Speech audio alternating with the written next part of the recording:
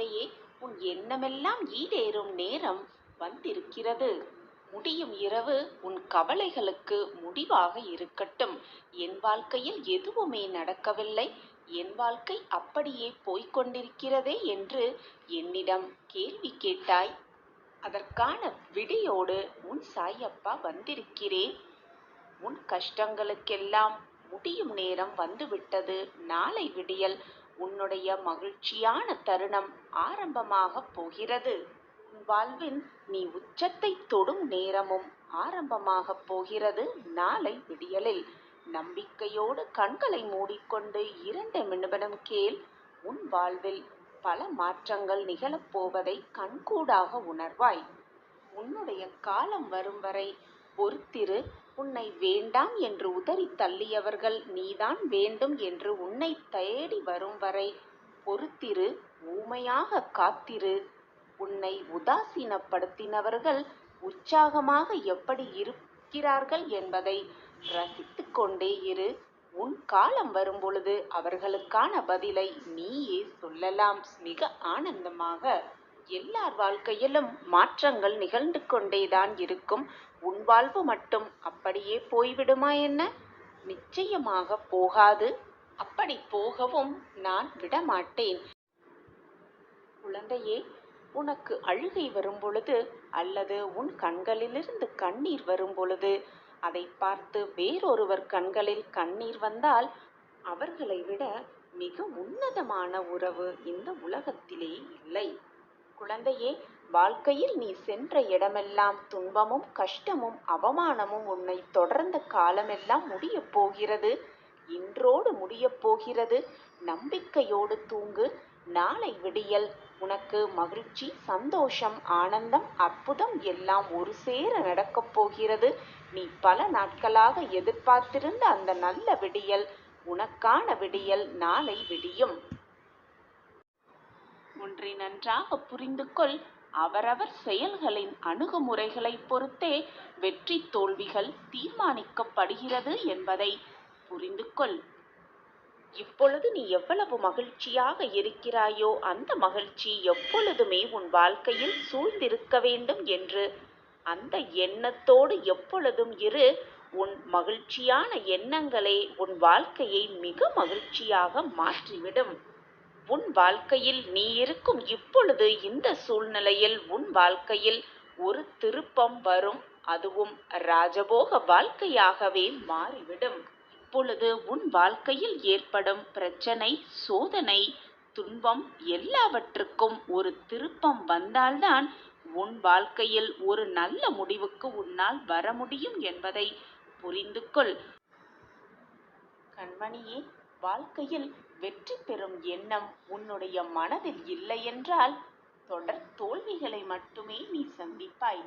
தோல்வியே வெற்றியின் தூண்டுகோலாக இருக்கலாம். கடின உழைப்பு, விடாமுயற்சி, தன்னம்பிக்கை இவற்றை படிகட்டாக்கி ஏறி சென்று கொண்டே இரு. யார் வழியில் என்ன பேசினாலும், யார் உன்னை அவதூறாக பேசினாலும் அவர்கள் வார்த்தைகளுக்காக ஒரு அடி கூட பின்னோக்கி எடுத்து வைக்காதே. தோல்வி என்ற காலன் உன்னை தொடர்வது மிக மிக அரிதாக இருக்கும். இப்படி நீ இருந்தால் வாழ்வில் தினமும் செயல்பட்டு கொண்டே இரு. அப்படி நீ இருப்பாயானில் வெற்றி பெறுவது நிச்சயமான உறுதி. என் குழந்தையே, தண்ணீரில் வேண்டுமானால் நீங்கள் வாழலாம். ஆனால் கண்ணீரில் மனிதன் வாழலாமா அல்லது வாழ முடியுமா? எப்பொழுதுமே கண்ணீரோடு இருந்தால் எதையுமே உன்னால் நினைத்து பார்க்க கூட முடியாது.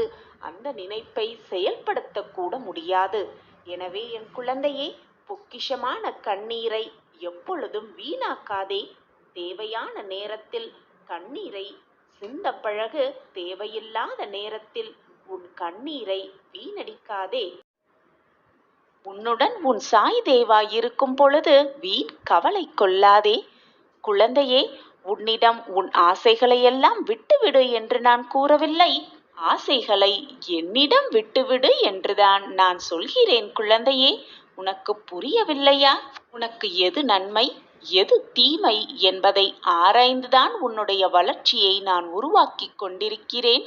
அதற்காகத்தான் இந்த கால தாமதம்.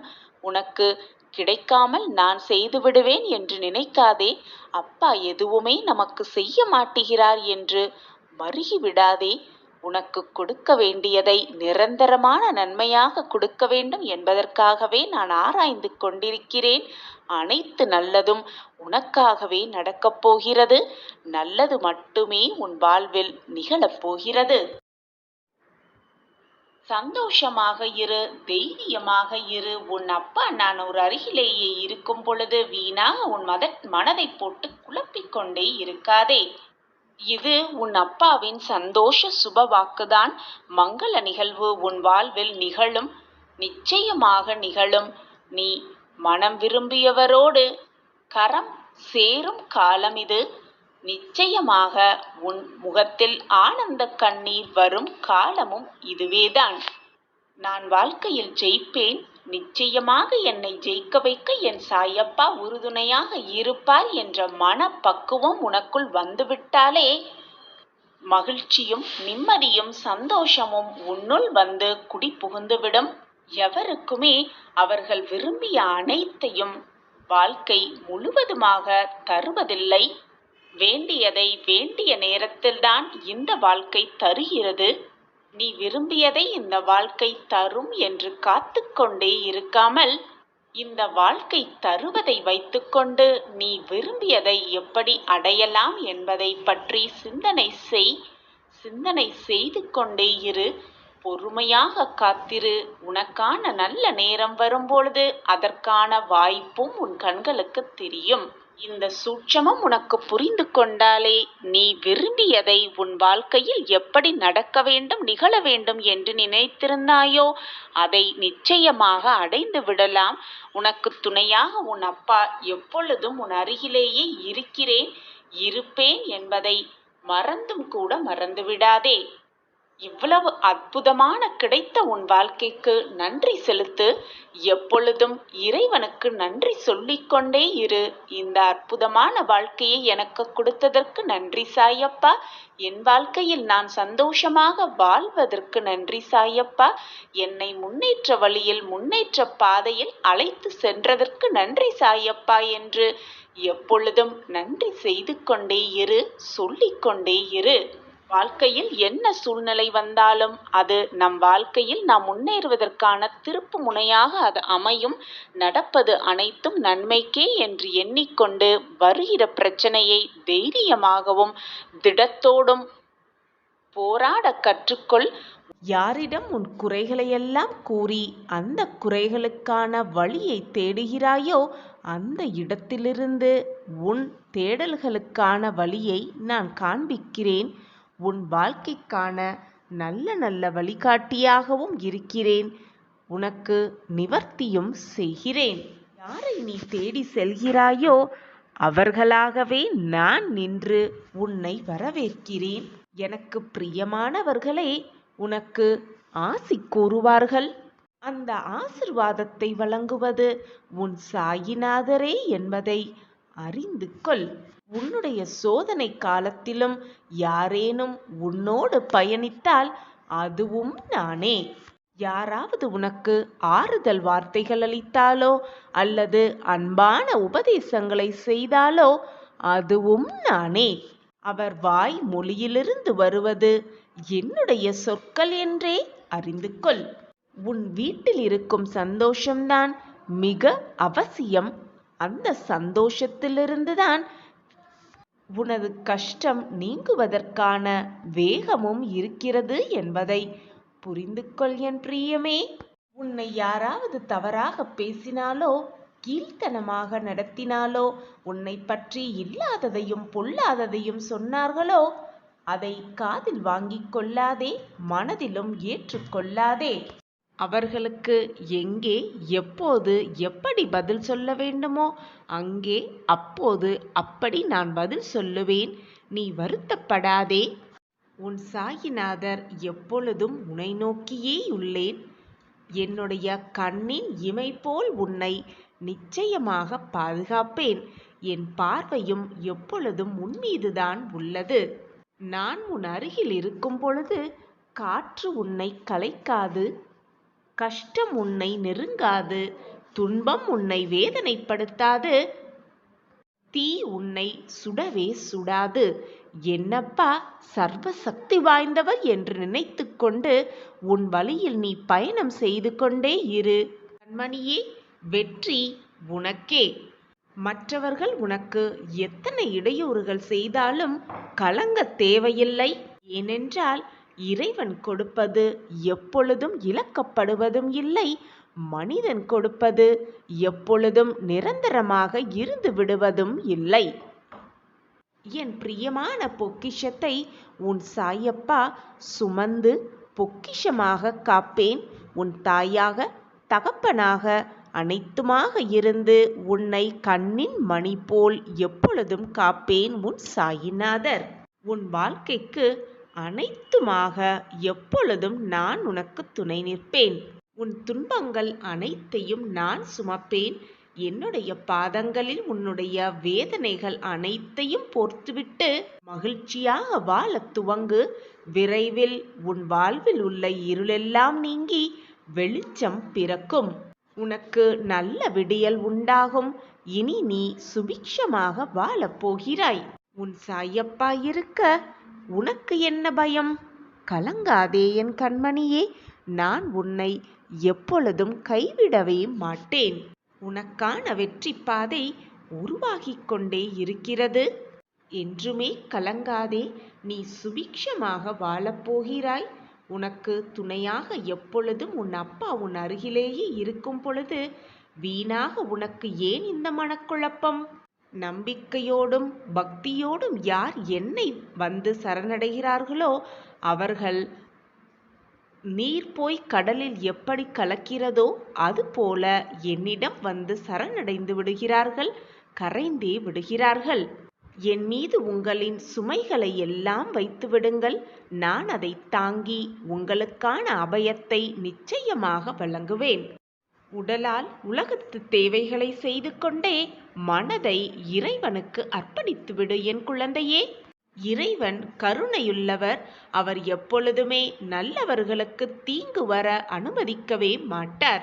இந்த உலகத்தில் உள்ள அனைத்து ஜீவராசிகளின் மேல் அன்பு செலுத்து. முதலில் பசியாக இருப்பவர்களுக்கு உணவை கொடுத்துவிட்டு பின் நீ உண்ணுவாயாக. இதுதான் தர்மமும் கூட. ஒருவருக்கொருவர் சேவை செய்தும் அன்பாக இருந்தும் உதவி செய்தும் நாம் அன்பாக இருப்போம். பொழுது இந்த உலகமும் அமைதியாகவே இருக்கும். பாவங்கள் நீங்க பெற்றவர்கள் அதிர்ஷ்டம் செய்தவர்களே, புண்ணியம் செய்தவர்களே, பாக்கியசாலி கூடவே. பாவங்கள் நீங்க பெற்றவர்களுக்கு சாயப்பாவை வணங்கும் பாக்கியம் பேறு நிச்சயமாக கிட்டும். நீ என்னுடைய பொக்கிஷம். அதனால்தான் சாயப்பாவை வணங்கும் பாக்கியம், சாயப்பாவை பிரார்த்தனை செய்யும் பாக்கியமும் உனக்கு இப்பொழுது இந்த நொடி கிடைத்திருக்கிறது குழந்தையே. எனக்கு எந்தவித உபசாரணங்களும் பூஜைகளும் செய்ய அவசியமே இல்லை. ஒரே ஒரு முறை என்னை நினைத்தாலே போதும். ஒரே ஒரு முறை சாயி என்று கூப்பிட்டாலே போதும். என் கண்களை நன்றாக பார்த்தாலே போதும். தூய்மையான உண்மையான பக்தி இருக்கும் இடத்தில், நம்பிக்கை இருக்கும் இடத்தில், பொறுமை இருக்கும் இடத்தில் நான் சர்வ நிச்சயமாக இருப்பேன். அங்கு நிச்சயமாக வியாபித்து இருப்பேன். அகங்காரம் மிக்கவனுக்கு குருவின் போதனை கூட பயனற்றவையே. முதலில் அகங்காரத்தை விட்டு ஒழியுங்கள். ஷீரடியில் உள்ள துவாரகா மாயியை சென்றவர்கள், சரணடைந்தவர்கள் நிச்சயமாக அகங்காரத்திலிருந்து மீண்டே விடலாம். நம்பிக்கையோடு அப்பாவின் விரலை பிடித்துக்கொண்டு சந்தோஷமாக வா என் குழந்தையே. இன்னும் என்னதான் கோபம் உனக்கு உன் அப்பாவின் மேல்? நீ இருக்கும் இடத்தை விட்டு முதலில் எழுந்து வா. ஏனப்பா என்னை இத்தனை வேதனையில் கொண்டு போய் விட்டீர்கள் என்று என் மேல் கோபமா? என் வாழ்க்கையில் நான் படும் துன்பங்களை பார்த்து ரசித்து கொண்டே இருக்கிறீர்களே என்று என் மேல் கோபமா?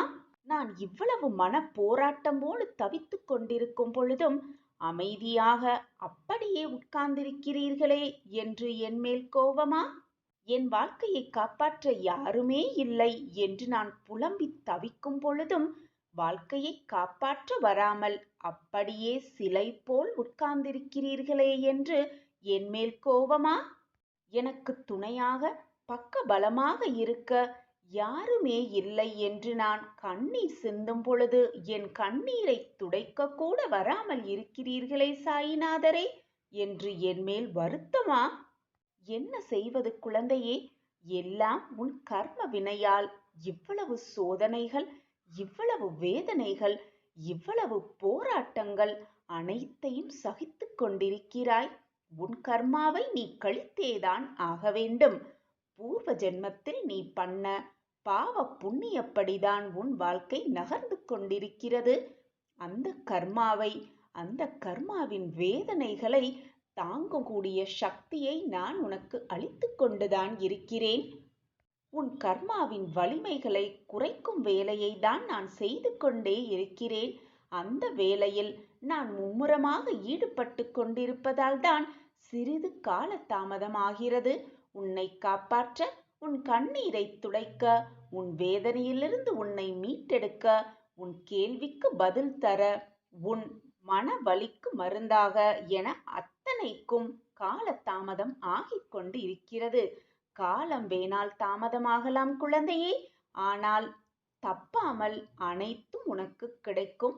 அதற்கான வேலையில்தான் நான் ஈடுபட்டு கொண்டிருக்கிறேன். என் பிரியமான கண்மணிக்கு என்ன தேவையோ, என்ன விருப்பமோ, என்ன ஆசையோ, என்ன தேவையோ அனைத்தையும் பார்த்து பார்த்து செய்யும் வேலையில்தான் நான் மூழ்கி இருக்கிறேன். என் வேலை முடிந்தவுடன், உன் வாழ்க்கையில் கர்மாவின் வலிமைகளை நீ குறைத்தவுடன் அனைத்தும் உனக்கு சுபமாகவே நிகழும். நீ நினைப்பதற்கு மேலாக 100 மடங்கு நான் அள்ளி அள்ளி தருவேன். சோகத்தின் உச்சியில் இருந்ததால், மனவேதனையில் நீ தவித்து கொண்டிருந்ததால், எப்பொழுதும் கண்ணீரோடு உட்கார்ந்திருந்ததால் தான் நான் உனக்கு கொடுத்தும் எந்த வாய்ப்பையும் நீ பயன்படுத்தி கொள்ளவில்லை. ஆனால் இப்பொழுது எல்லாமே மாறிவிட்டது. உன் சூழ்நிலை மாறிவிட்டது. உன் மனமும் பக்குவமடைந்து விட்டது. இனி நான் உனக்கு கொடுக்கப் போகும் வாய்ப்பை மிக சரியாக பயன்படுத்திக்கொள். உன் வாழ்க்கையை நிச்சயமாக நான் வெற்றியடைய செய்வேன். நடப்பது அனைத்தும் உனக்காகவே என்று நினைக்கும் அளவிற்கு காலம் மாறி போகிறது. அந்த மாற்றத்தை என் பிரியமான கண்மணிக்காக நான் உருவாக்கிவிட்டேன். அன்பு இருக்குமிடத்தில்தான் கோபம் அதிகமாகவே இருக்கும். அதனால்தான் என் மேல் நீ தேவையில்லாமல் கோபப்பட்டே கொண்டிருக்கிறாய். உனக்கு அனைத்தையும் பார்த்து பார்த்து செய்து கொண்டிருக்கும் உன் அப்பாவின் மேல் கோபப்படுகிறாய். அதனால் தவறு ஒன்றும் இல்லை குழந்தையே. உனக்கு என்னிடத்தில் அன்பும் பாசமும் அதிகமாக இருக்கிறது. அதனால்தான் நீ என்னிடம் கோபப்படுகிறாய் என்பதற்கு மிக நன்றாகவே எனக்கு புரிகிறது கண்மணியே. வருத்தப்படாதே. அப்பாவிடம் கோபப்பட்டு விட்டோமே, அப்பா நம்மேல் மன வருத்தத்தில் இருப்பாரோ என்று சந்தேக கண்ணோடு என்னை பார்க்காதே என் கண்மணியே. நீ என்ன செய்தாலும் நான் உன்மேல் கோபப்பட மாட்டேன், வருத்தப்பட மாட்டேன். என்னுடைய பாசம், அன்பு, அக்கறை, அது மட்டுமல்லாமல் என்னுடைய பார்வை எப்பொழுதும் உன் மீது அன்பாகத்தான் இருக்கும், பாசமாகத்தான் இருக்கும். எப்பொழுதும் நான் உன்னை என் குழந்தை போல் நேசித்து கொண்டே இருப்பேன். ஒரு தாய் தன் குழந்தை மீது வைக்கும் பாசத்தை யாராவது அளவிட முடியுமா? ஒரு தந்தை தன் பிள்ளை மேல் வைத்திருக்கும் அக்கறையை யாராவது அளவிட முடியுமா? அதே போலத்தான் நானும் உன் மீது அக்கறையாகவும் அன்பாகவும் பாசமாகவும் இருந்து கொண்டிருக்கிறேன். யார் உன்னை விட்டு விலகினாலும் சரி, யார் உன்னை விட்டு சென்றாலும் சரி, யார் உன் மனதை காயப்படுத்தினாலும் சரி, அமைதியாக இரு என் குழந்தையே. எப்பொழுதும் உன்னுடன் உன் மனதிற்குள் உன் சாயப்பா இருக்கும் பொழுது எதற்காகவும் கவலைப்படாதே. உன்னை விட்டு யார் சென்றாலும் நான் எப்பொழுதும் உன்னுடன் தான் இருப்பேன். இது உன் சாயப்பாவின் சத்திய வாக்கேதான். அதிக அன்பு இருக்கும் நமக்குள் கோபம் இருப்பது மிக தவறொன்றுமில்லை. அதனால் நீ கோபப்பட்டதை நினைத்து நினைத்து மன வருத்தப்படாதே. முடிந்தது முடிந்தவையாகவே இருக்கட்டும். இனி நடப்பது எல்லாம் நலமாகவே நடக்கும் என்று நம்பிக்கையோடு இரு. நடப்பது அனைத்தும் நன்மைக்கே என்பதை தீர்க்கமாக நம்பு. என்னை மீறி உன் வாழ்க்கையில் எதுவுமே தவறாக முடியும்படி நான் விட்டுவிட மாட்டேன். என்னை தீர்க்கமாக நம்புகிறாய் அல்லவா? பின் ஏன் உன் மனக்குழப்பம் உனக்குள் இப்படி? உன் வாழ்க்கையில் உன்னை பின்னாலிருந்து தள்ளிவிட நன்றியற்ற கரங்கள் 1000 உன்னை சுற்றியிருந்தாலும் உன் முன்னே நின்று நீ தடுக்கி விழும் சமயத்தில் உன்னை தாங்கி பிடிக்க உன் அப்பா நான் இருக்கிறேன். எதற்குமே பயப்படாதே என் கண்மணியே. கண்களை மூடிக்கொண்டு நிம்மதியாக இதை கேள். மறுகணமே நீ கேட்டது நினைத்தது எல்லாம் உனக்கு நிறைவேறும். அந்த அறிகுறி உனக்கு தெரியும், நிச்சயமாக நிறைவேறும். உன்னை சுற்றி என்ன நடக்கிறது என்பதை நீ புரிந்து கொள்ளத்தான் அந்த சூழ்நிலைகளை நான் உனக்காக கொடுத்து கொண்டிருக்கிறேன். ஆனால் அதை என் சாயப்பா எனக்கு துன்பத்தை கொடுத்து விட்டார், எனக்கு மனவேதனையை கொடுத்து கொண்டே இருக்கிறார், என் வாழ்க்கையில் மாற்றங்களை நிகழ்த்தவே மாட்டேன் என்கிறார் என்று என் மேலேயே குற்றம் சாட்டுகிறாய், என் மேலேயே கோபமும் படுகிறாய். எல்லாம் புரிந்த பிறகு, நம்மை சுற்றி என்ன நடக்கிறது என்பதை எல்லாம் உணர்ந்து கொண்ட பிறகு பின்னே வருந்துவதால் எந்த பயனும் இல்லை என் குழந்தையே. சற்று நிதானமாக சிந்தித்துப் பார். ஏன் இவையெல்லாம் நம் வாழ்க்கையில் நடக்கிறது, நிகழ்கிறது என்பதை சற்று உன்னிப்பாக கவனித்துப் பார்.